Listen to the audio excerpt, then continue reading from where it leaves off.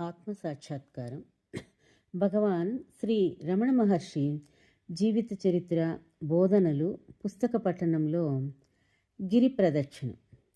మొదట ఉదయించే భావము నేను, ఆ తరువాతనే నీవు, వాడు, అది జన్మిస్తాయి. ఈ భావాలు ఉదయిస్తే వాటికి వశం కాక ఇవి ఎవరికి వస్తున్నాయి అని ప్రశ్నిస్తే ఇవి నాకు ఉదయిస్తున్నాయని స్పష్టమైన సమాధానం వస్తుంది.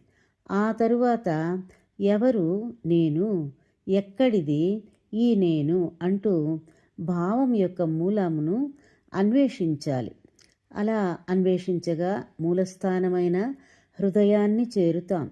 ఆ మూలాన్ని చేరుకుంటే విముక్తి సిద్ధించినట్లే. అక్కడ పాపపుణ్యాలు, స్వపర భావాలు, సుఖ దుఃఖాలు నశిస్తాయి. అక్కడ చావు పుట్టుకలు లేవు, చీకటి వెలుగులు లేవు. నీ దివ్య తేజస్సు ముందు అన్ని భ్రమలు మాయమవుతాయి.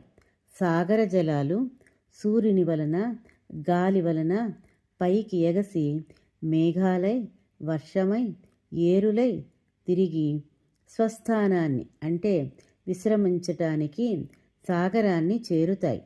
దీనిని ఎవ్వరూ నిరోధించలేరు.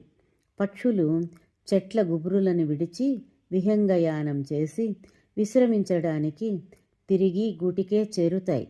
నీ చైతన్య సాగరం నుండే సకల జీవరాశులు ఉదయించాయి.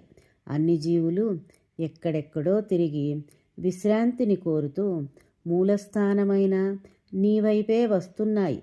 నీలో విలీనమవుతాయి. అరుణాచల, ఆనందసాగర. ఈ ప్రదక్షిణాలప్పుడు మహర్షి భావాల గురించి ఇక చెప్పవలసింది ఏమీ లేదు. ఇక వారితో పాటు వెళ్ళేవాళ్ళు ఎలా ప్రవర్తిస్తారో, వాళ్ళు ఏ లబ్ధిని పొందుతారో చూద్దాం. మహర్షి యశస్సు మహనీయం. వారి సేవాభాగ్యమే చాలునని అనేకులు నమ్ముతారు.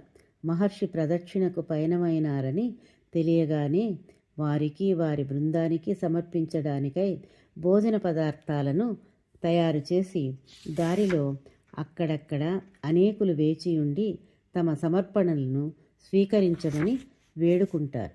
ఒక్కొక్కసారి పగటిపూట ప్రదక్షిణ జరుగుతుంటే అక్కడికక్కడే వండి భోజనం పెడతారు.